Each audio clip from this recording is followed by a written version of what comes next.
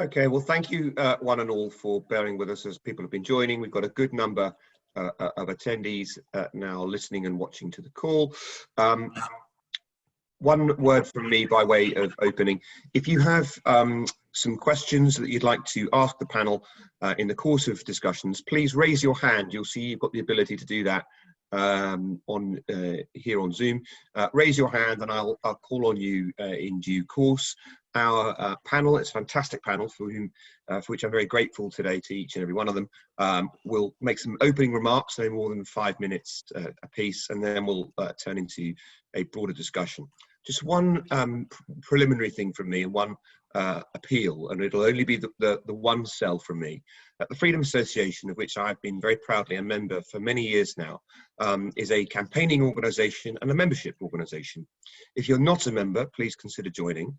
And even if you are a member, please consider making a donation to the work of the Freedom Association. I cannot think of a more important time in my life when the defence of freedom has really been to the fore, for reasons that I think we can all imagine and perhaps even discuss in the course of our hour together this evening. I think that the work of the Freedom Association is needed now more than ever. So thank you for your generosity in joining. If you're not a member and you've decided to join by way of paying for today's attendance, please do think about supporting the work of the Freedom Association.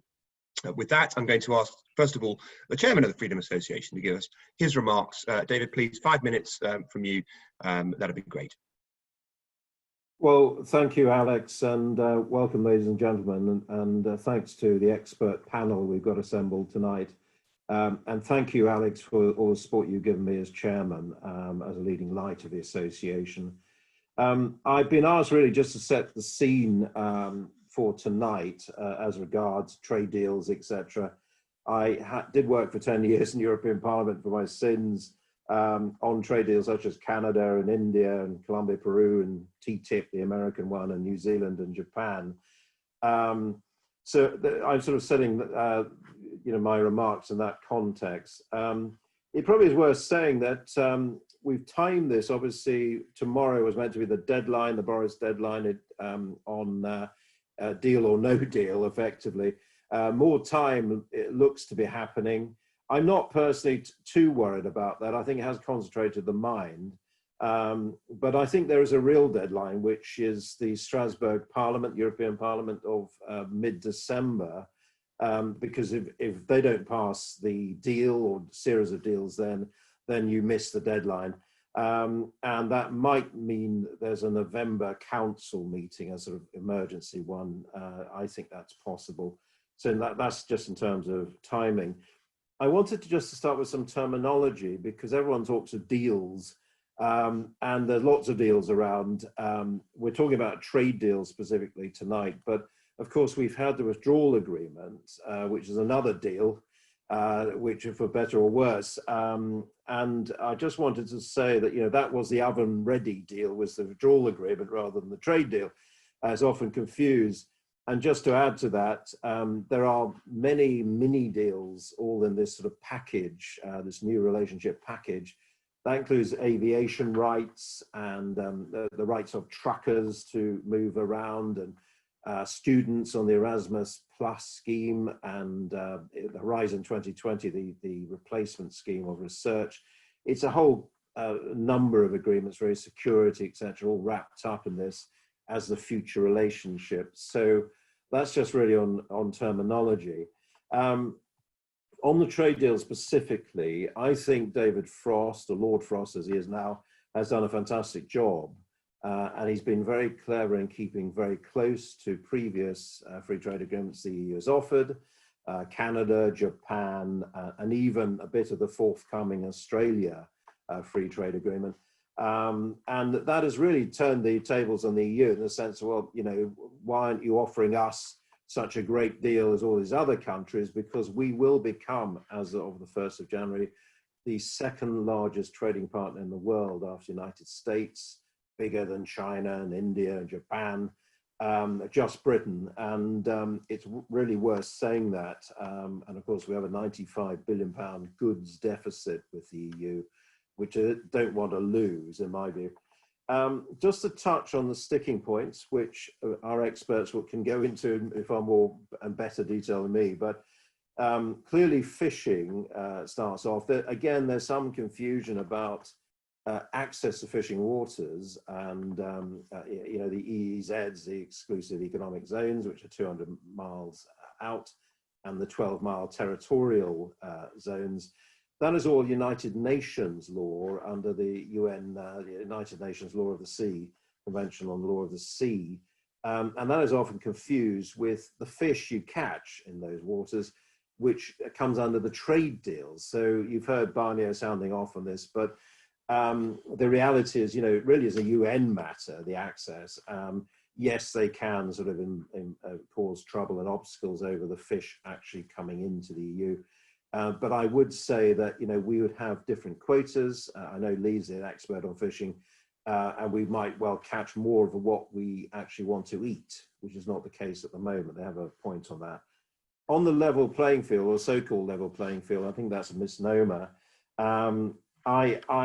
My experience of working on free trade agreements with the EU is that they get too many non-trade issues involved, such as workers' rights and the ILO, whether they sign up to ILO or not, the International Labour Organization, the sustainable development on the environment.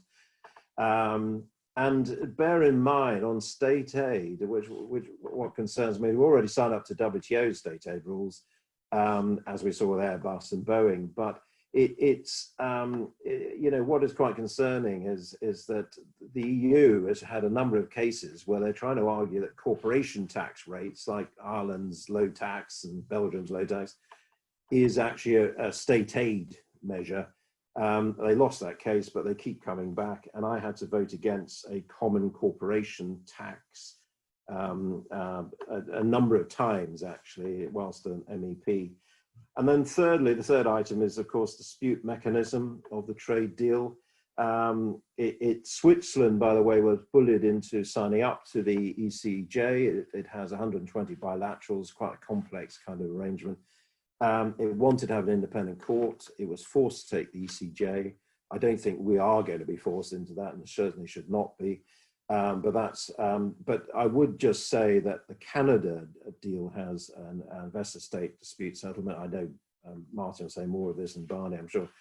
But opinion 117 last year said that the Canadian way of doing things, half a court, half arbitration, is actually fine by the ECJ.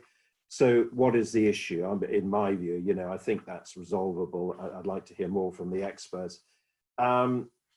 So just not to take too much time, but I would say that President Tusk, the previous president, offered us a comprehensive trade deal.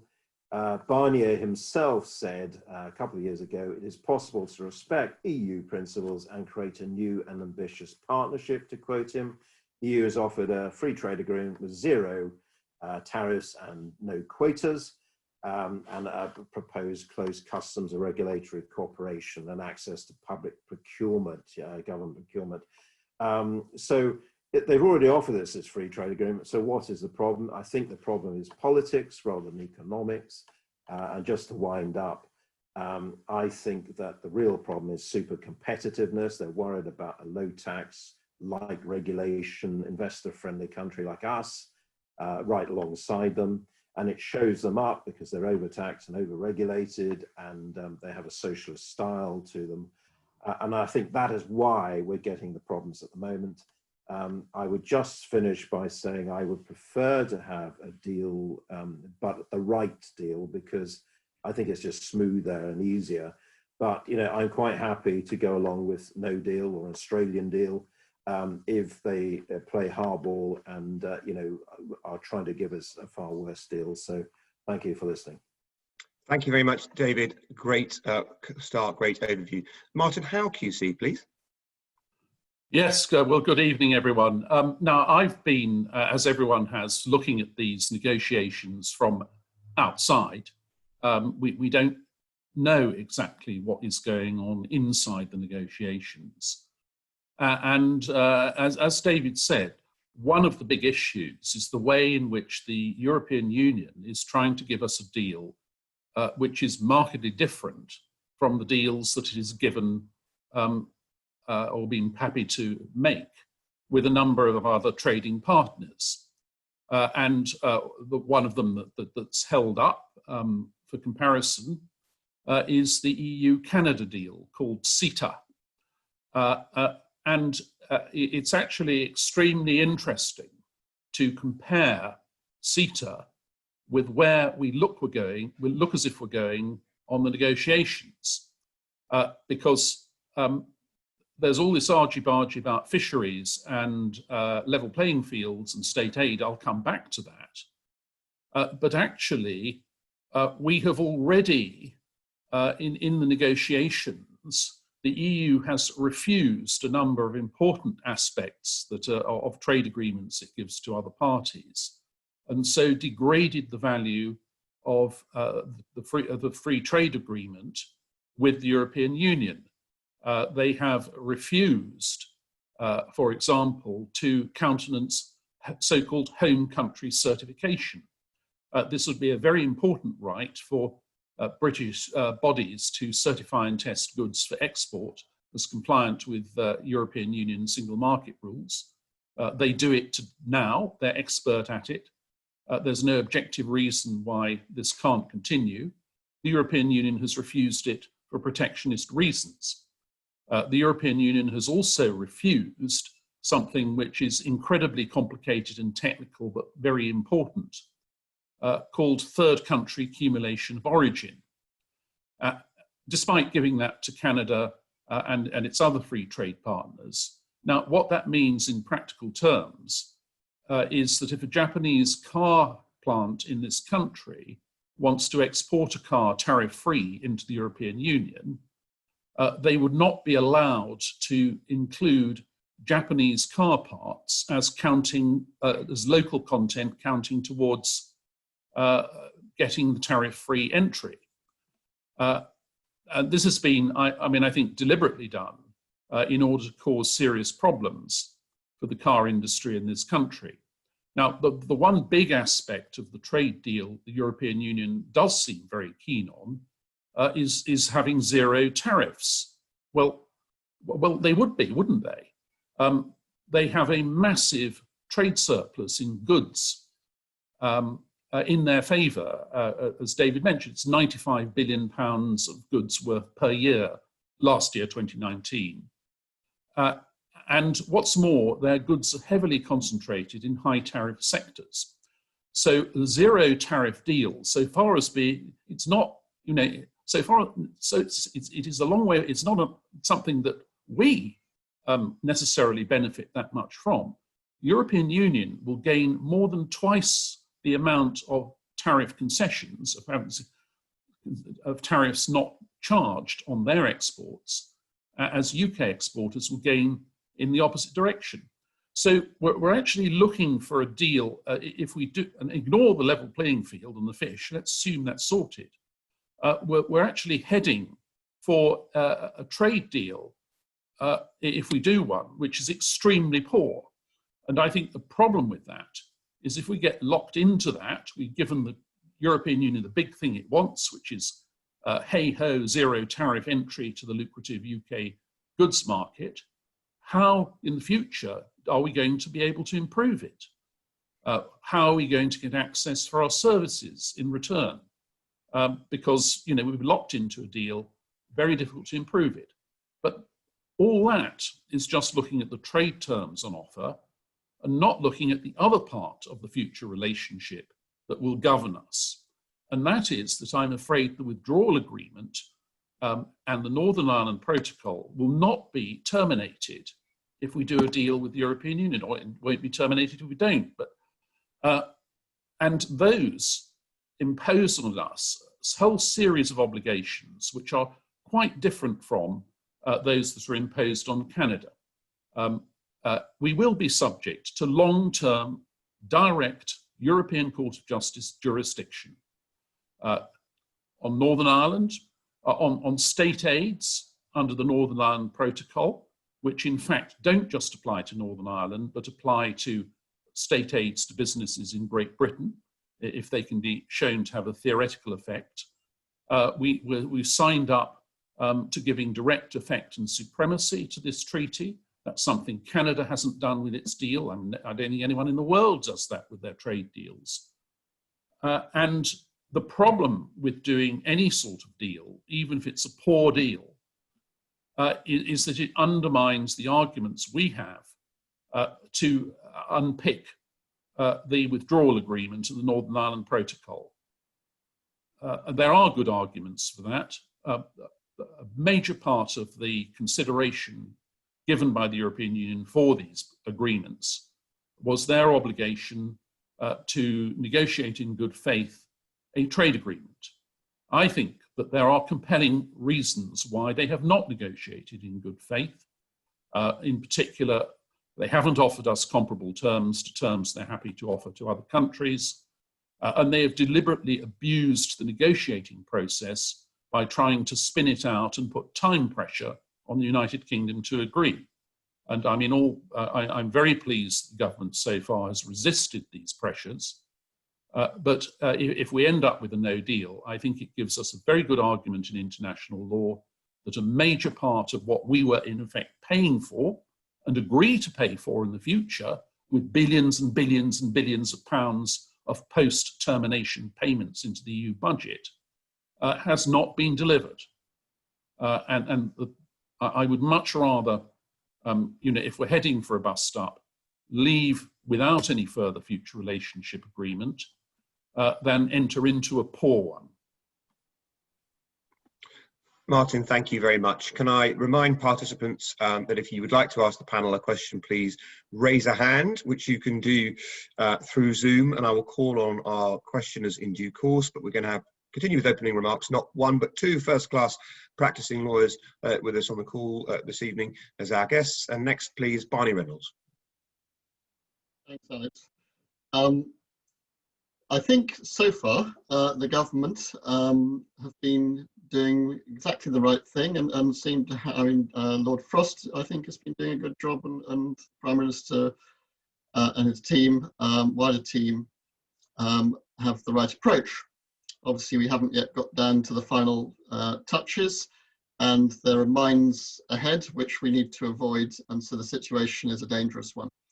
In that context, I think it's important to realise, and I agree with Martin's list of all the dangers. We have to avoid those, and it does mean that there's a lot of work remaining to be done. But it's important to realise that the UK has massive leverage over the EU because of the fact that the EU hasn't, in fact, completed the project of integrating its sovereignty in the way it would like to portray it as having done in law. So the EU likes to behave for trade terms as one bloc. It likes to behave for monetary terms as the Eurozone, but for fiscal terms, it leaves sovereignty with the member states. And those propositions, at least two of the three, are incompatible with each other. I think actually all three are, in the following way. What the current legal architecture of the EU does is to split member state sovereignty over the currency between the federal Eurozone structures with the European Central Bank and the member states, which are the ones that deal with fiscal matters, i.e. tax raising. They also, the member states, borrow money in the international financial markets to fund their operations. They do so on a solo basis.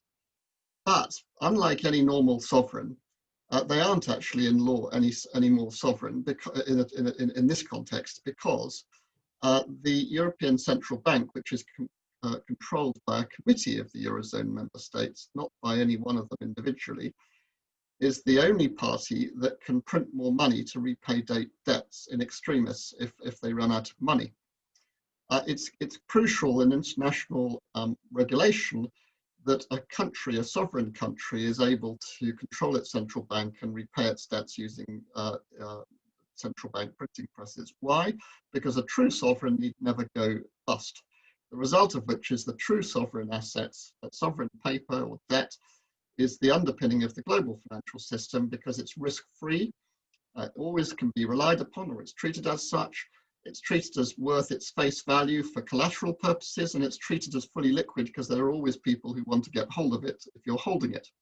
So the financial institutions in the market use it liberally. Now in the EU law, in the Eurozone, there is no sovereign. In fact, all the money is being raised by sub-sovereign entities, rather like municipalities in the US system. Because in law, as I say, they no longer control the central bank. Now this feature, but the EU law denies that fact and treats member state debt as having a sovereign quality. Now what that means, that fiction means, is that the risk that arises from that debt, the true risk of default, the counterparty risk, if you're holding that paper, is very different from what EU law tells you it is.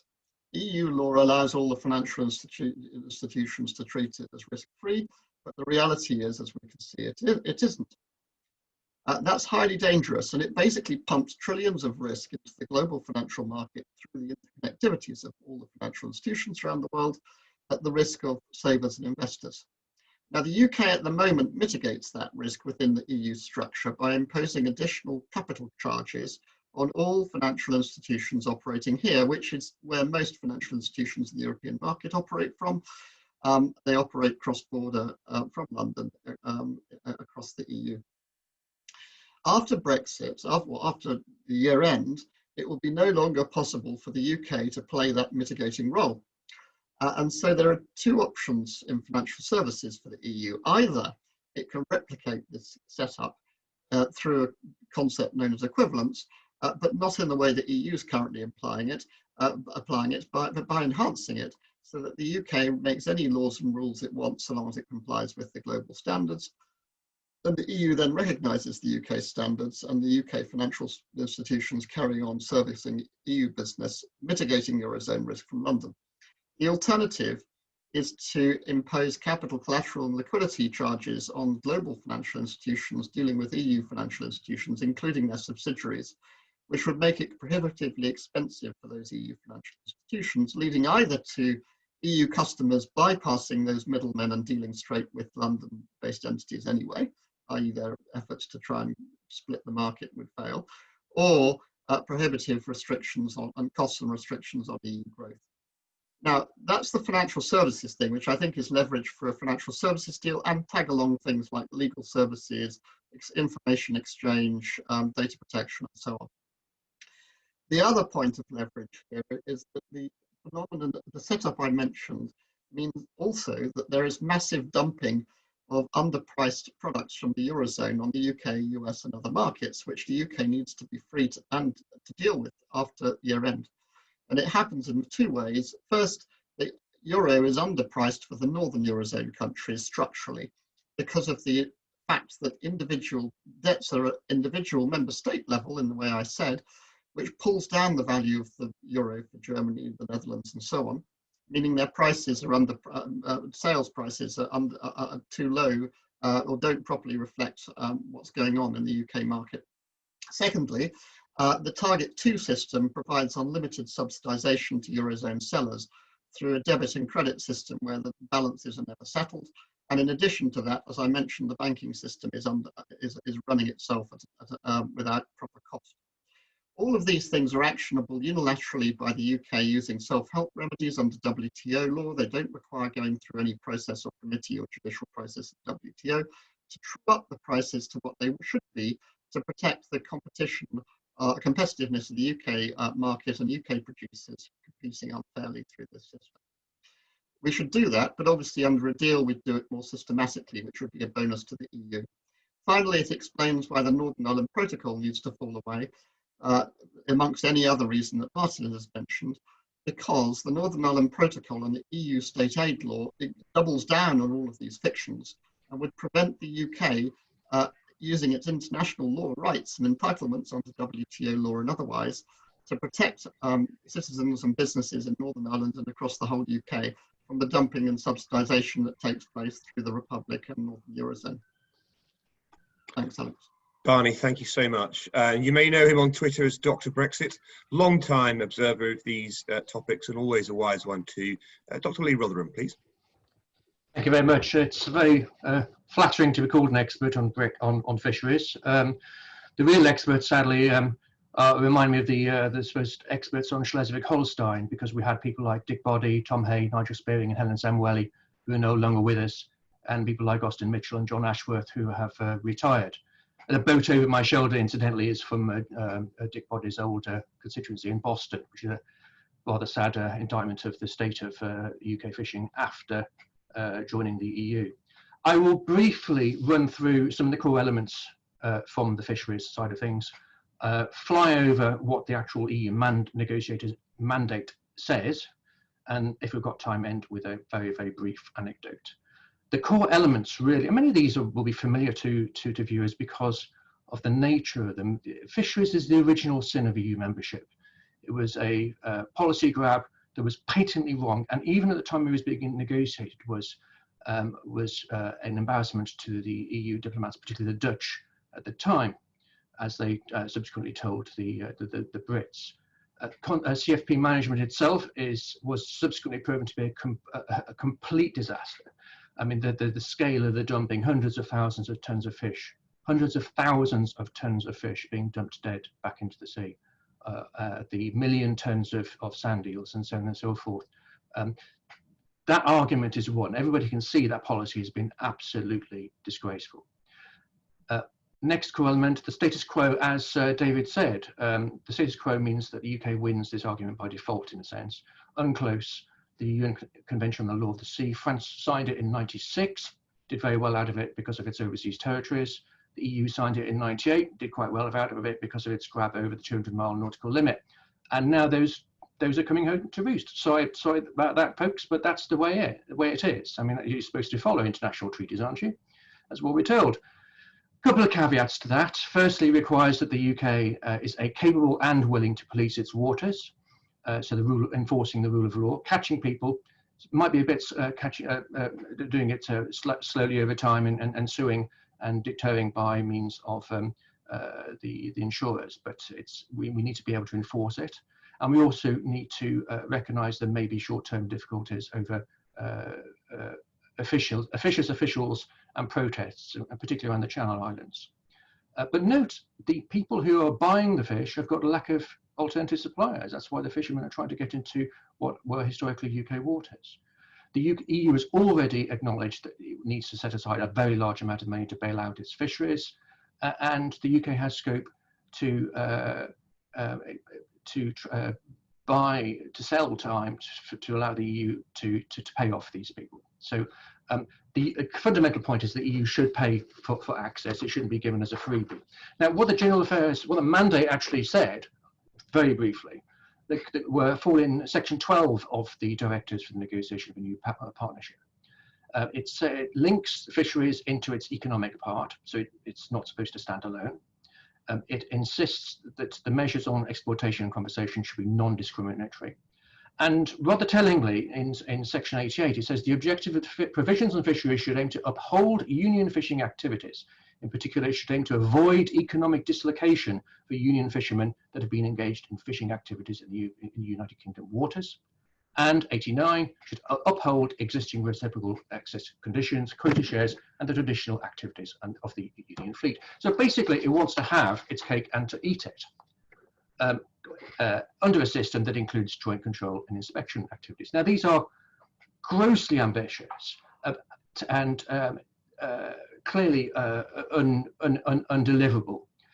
So what leeway is there? Well, firstly, in Article 90, it says it's an absolute guarantee, but it says the terms of access to waters and quota shares shall guide the conditions set out in regard of other aspects of the economic part that are in particular of access conditions under the free trade area. So it's not an absolute, but it is a limiting area, which is something which Barney needs to remember.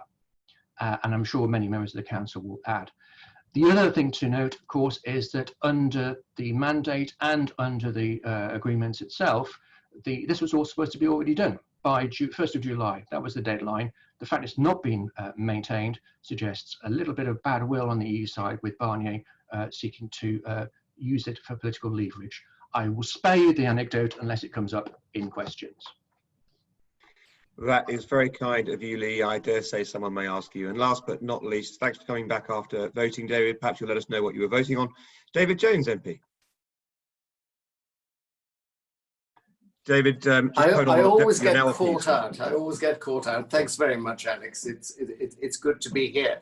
It was Theresa May who uttered the immortal words, "No deal is better than a bad deal." And I think that we sometimes forget that the deal that she was talking about was not the deal we're considering this evening, but the deal that became the withdrawal agreement. In fact, I think that the withdrawal agreement, it was a very bad deal. It wasn't as bad as it might have been because, of course, we managed to excise from it the notorious Irish backstop. But nevertheless, a majority of members of Parliament voted for the current withdrawal agreement and the Northern Ireland Protocol. And members of the audience may wonder why we did that. And the reason why we did that was because the withdrawal agreement contained provisions which provided that the UK and the European Union should use best endeavours and act in good faith to negotiate a future relationship agreement, which would be, according to the political declaration, respectful of United Kingdom sovereignty and the integrity of the internal UK market. In fact, what happened was that the European Union didn't do that. It refused, and it still refuses, as far as I know, to talk about anything apart from its so-called red lines of fisheries, as we've just heard about, and of course the issue of the level playing field, including the fraught question of state aid. It's a very strange sort of negotiation. I'm sure that a lot of members of the audience have been involved in negotiations themselves and know that what usually happens is that you draw up a set of heads of terms. You deal with the easiest aspects first, and then you deal with the more difficult questions. The EU's approach has been exactly opposite. It's refused to talk about anything other than those issues. Now, it seems to me that in those circumstances, there's a very strong argument for suggesting that the EU itself is in breach of the terms of the withdrawal agreement and the political declaration. And I think that that's important because, as you will all know, just a few weeks ago, the government announced that it was going to include terms in the UK Internal Market Bill that would provide protection against the clock running out, as Martin has outlined, and are being left with a relationship with the European Union that's founded upon the withdrawal agreement, complete with the Northern Ireland Protocol, and frankly forgetting about the political declaration altogether. That being the case, there was clearly nothing that the UK could do but protect itself. And that's what it did do. It's enacted the UK Internal Market Bill, and now it's saying to the European Union, you have a very short period of time to come to terms with us. Personally, like David, I would prefer to see us leave on the basis of a deal, but not a deal at any price. It would have to be a deal that ensured the UK's economic freedom, but also, and possibly more importantly, the complete restitution of UK political independence. Because if we leave simply without a deal, we will still be subject, as Martin has pointed out, to the withdrawal agreement and the Northern Ireland Protocol, which will be sovereignty destroying measures that we will be stuck with indefinitely. So my view is that it would be in the interest of both parties to secure a deal, but that deal should replace in its entirety the withdrawal agreement and especially the Northern Ireland Protocol, and ensure that the UK and the European Union can in future trade with one another as equal partners on the basis that most states do once they cease to be joined by arrangements such as the Treaty on European Union. So I very much hope that that is what David Frost and his team are aiming at. I believe that that is what it is. And I'm looking forward to seeing what happens over the next few days, because we're now probably at the most crucial point of this whole procedure. Thank you very much, David. And we've got some time now for questions. Our first question, please, to Graham Eardley. Let's be brief with questions if you don't mind, but thank you so much for putting your hand up. Graham, first of all. 1 second. Go ahead.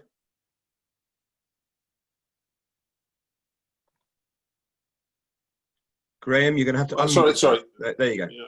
Super. Yeah. Go ahead.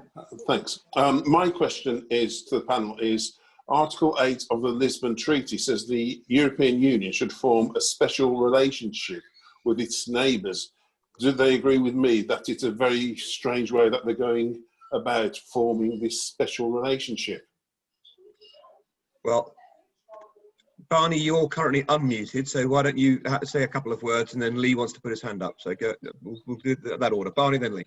I do agree with that. The EU treaties also provide that they're supposed to have easy access to international capital flows, which requires a financial services deal with London.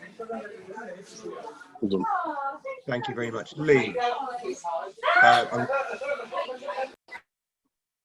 I remember when the draft for what would become Article 8 was introduced in the Convention on the Future of Europe when I was working for David Heath-Gameway, and it caused quite a stir amongst Eurosceptics because it demonstrated that there was not a one model fits all way for the EU for doing business, which had been the presumption all along. I've never worked out exactly where this has come from, whether it was something Giesler left on a photocopier deliberately and somebody accidentally picked up and inserted, or what. I suspect it was because of some plan to form some system to incorporate Quebec very remotely, and also to deal with the Ukrainian and Turkish accession thing.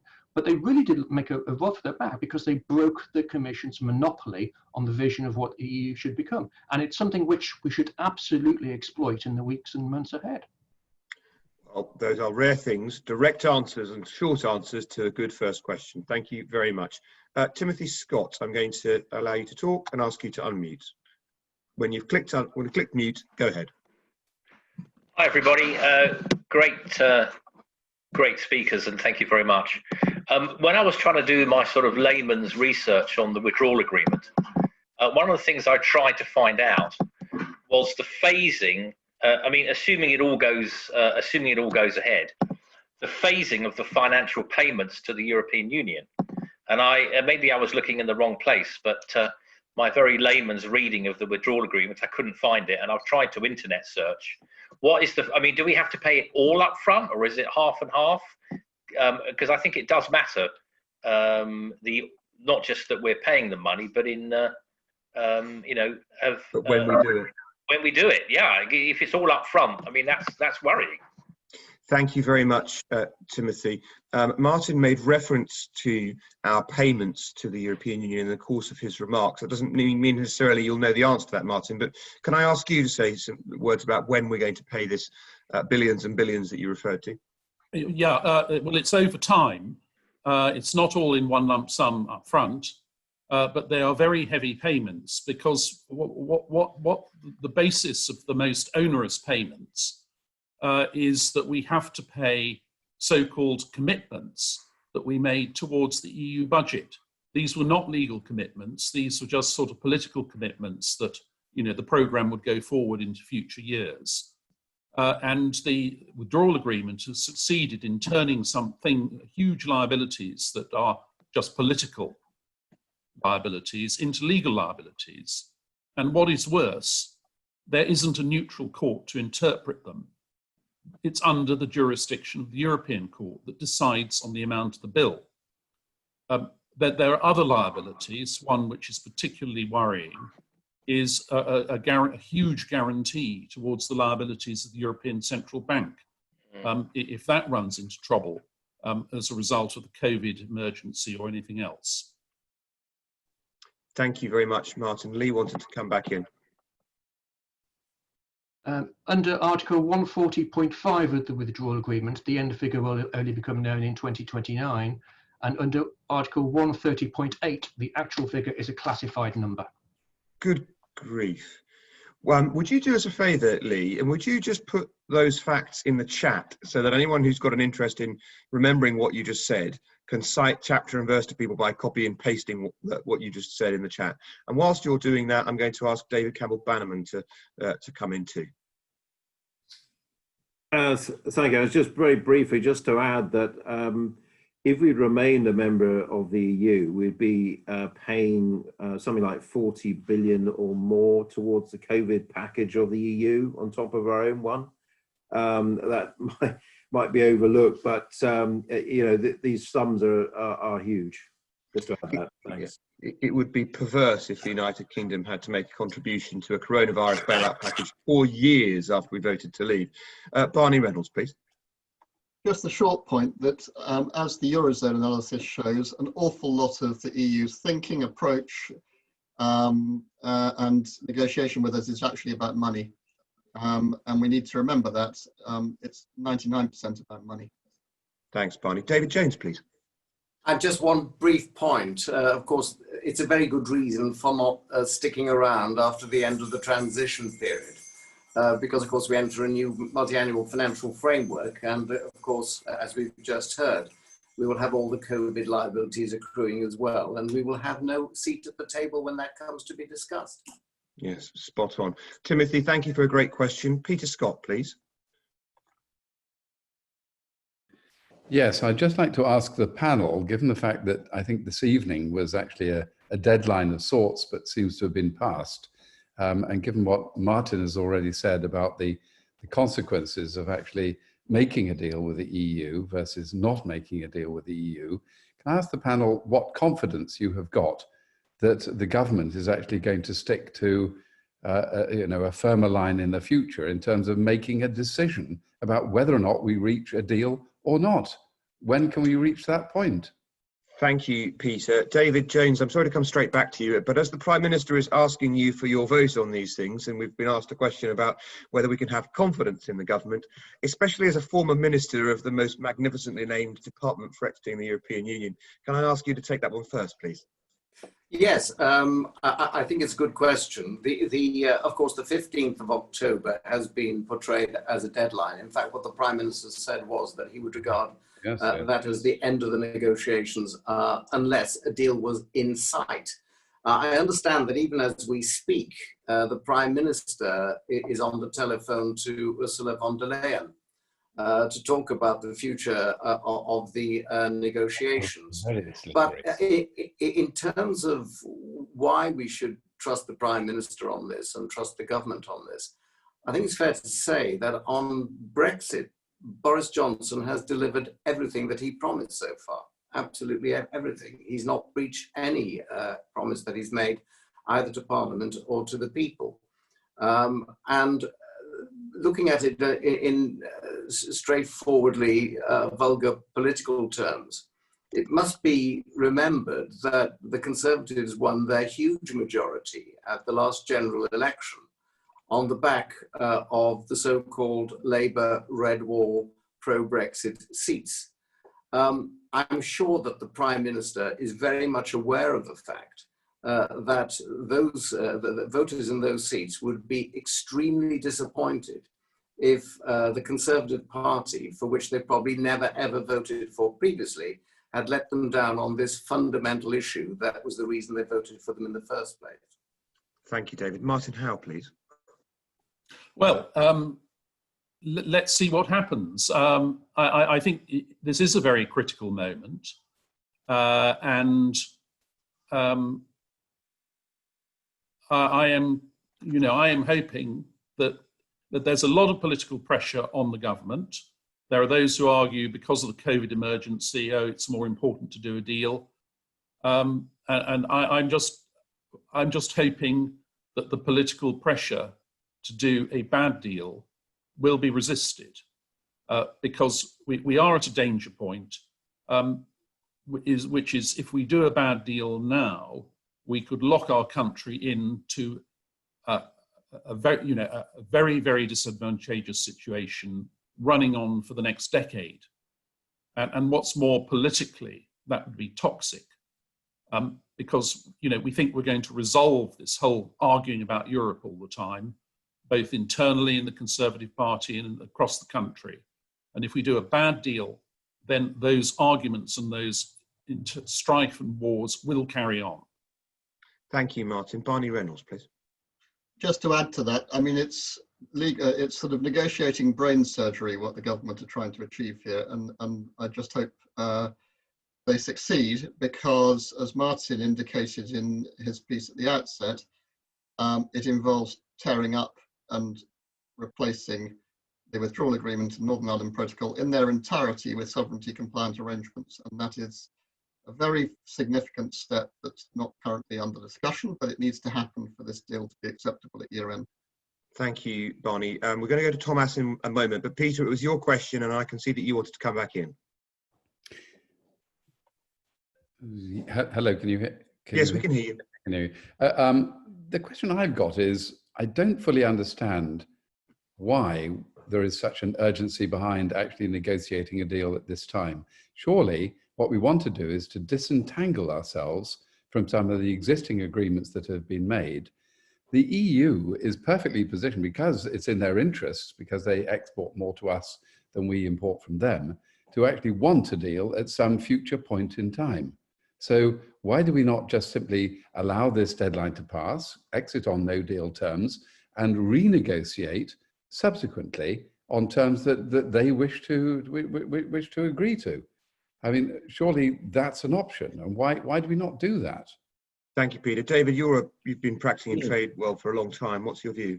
Yeah, I think Peter's got a very good point, because it's something, I mean, I've always been quite relaxed about Super Canada, as I call it. I've always advocated this, but it's true that most free trade agreements are signed from a position of no deal or WTO rules, like Japan recently, Australia, New Zealand, they're negotiating with the EU as well as with us.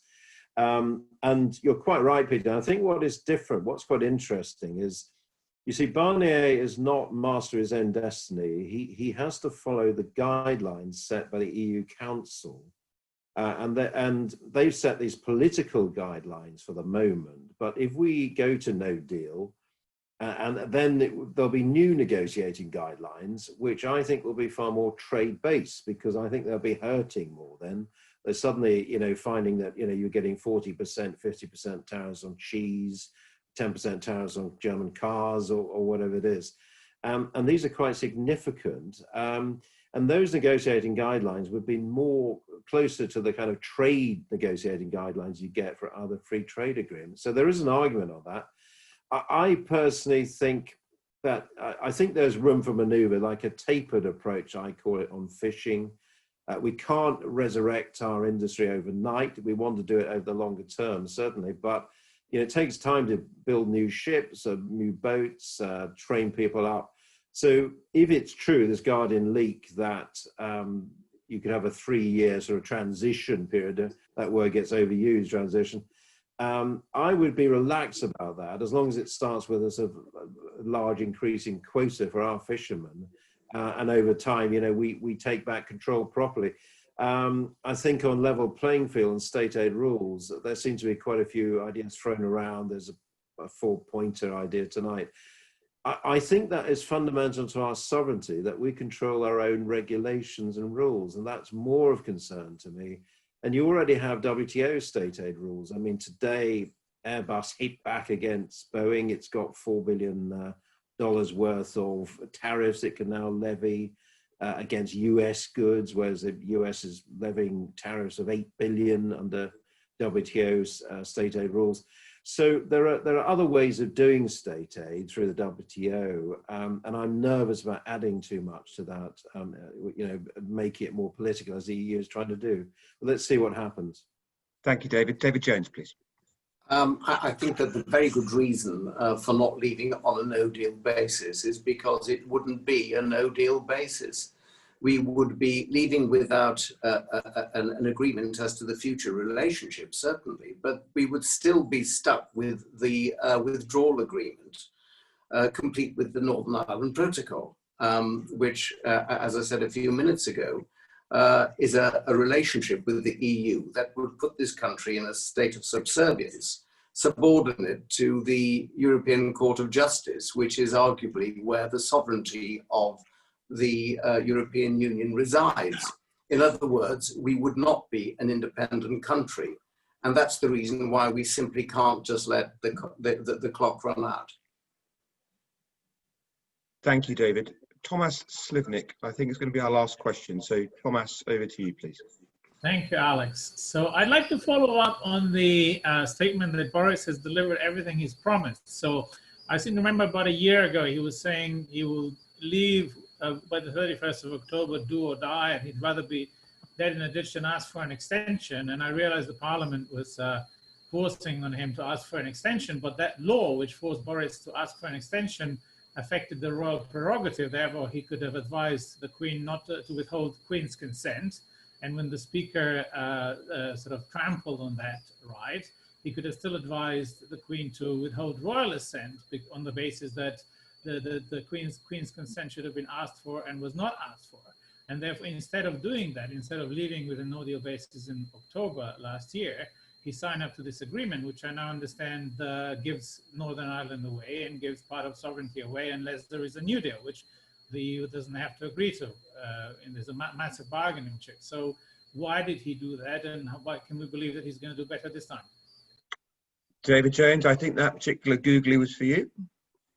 Yes, well, that's a fair question. He did indeed say that we'd be out in October, do or die. Sadly, politically, he died because, of course, the House of Commons prevented him from doing that. And I'm sure that everybody who is here this evening will remember the extraordinary gyrations that certain members of Parliament, particularly Conservative members of Parliament, went through to try to frustrate the process of Brexit. However, he managed ultimately to get his general election. I think that was a better course of action ultimately than spending interminable months in the Supreme Court, which is what probably would have happened otherwise. And we ended up with the agreement that we've got. As I say, we've got an agreement which is certainly suboptimal, but is a lot better than the one we had previously with the Irish backstop, which was an absolute killer. But the fact is, as I said in my opening address, we have to go beyond that. We have to take the European Union at its word and insist that it negotiates with us using good faith and uses best endeavors in the short time that we have left. And we have to seek an arrangement which keeps us, which ensures that we're not kept tied to the political system of the European Union indefinitely, which is what will happen if we don't leave with an acceptable deal. Thank you, David. Barney, please. The way I see it is that it was a perfectly fair thing to sign up to in January because of the good faith best endeavours obligation to achieve a sovereignty compliant position at year end.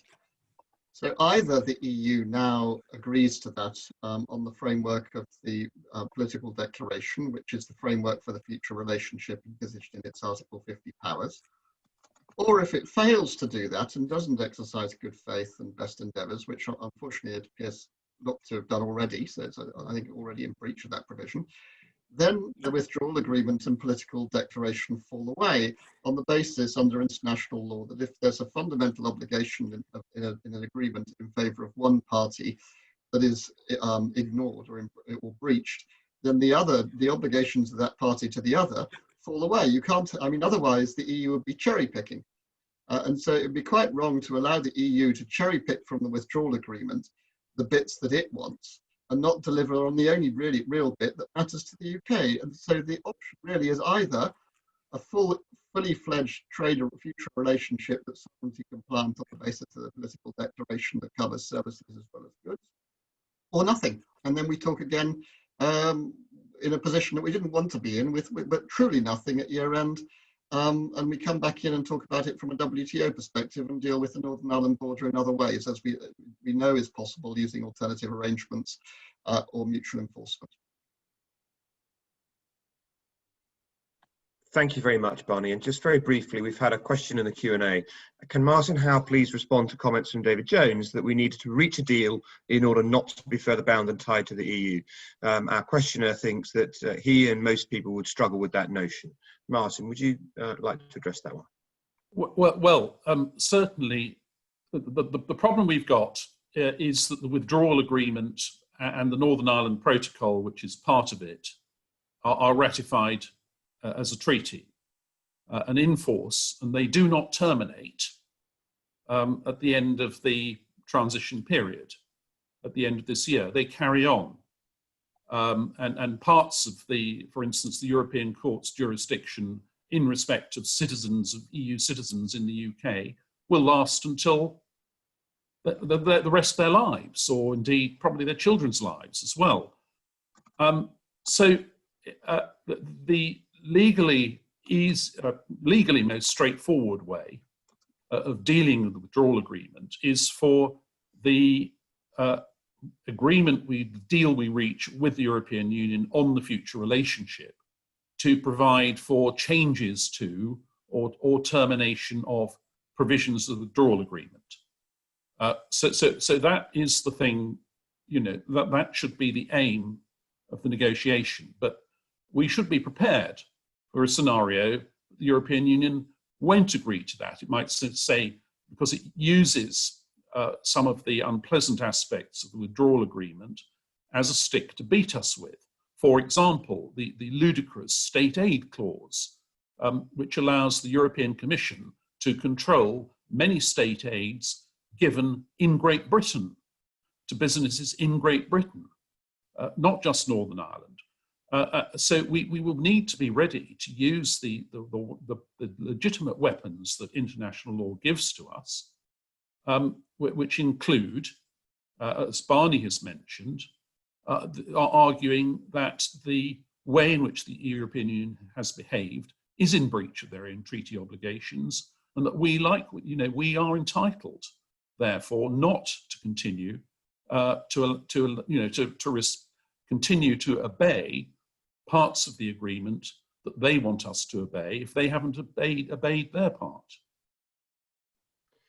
Thank you, Martin.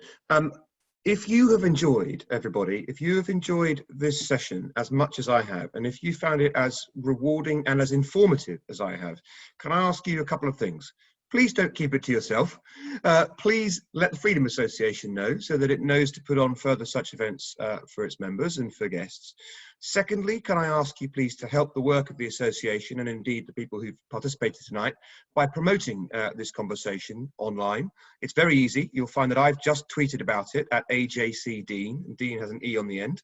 You can retweet that or reply to it or do your own tweet about TFA for Freedom, which is the Freedom Association's handle, or indeed on Facebook, where you'll find the Freedom Association too. And if you are not following our panelists, each of whom is active on Twitter and shares insights like the ones we've been having tonight, then I promise you, you are missing out. There is an ongoing set of insights you'll get from our expert panel.